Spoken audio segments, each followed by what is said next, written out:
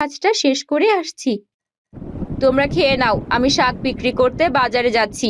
আজ অনেক দেরি হয়ে গেছে, বাজারে বেশি একটা খদ্দের নেই। কচু শাক নিয়ে যান ভাই, কচু শাক, তাজা তাজা কচু শাক, কচু শাক নিয়ে যান, কচু শাক।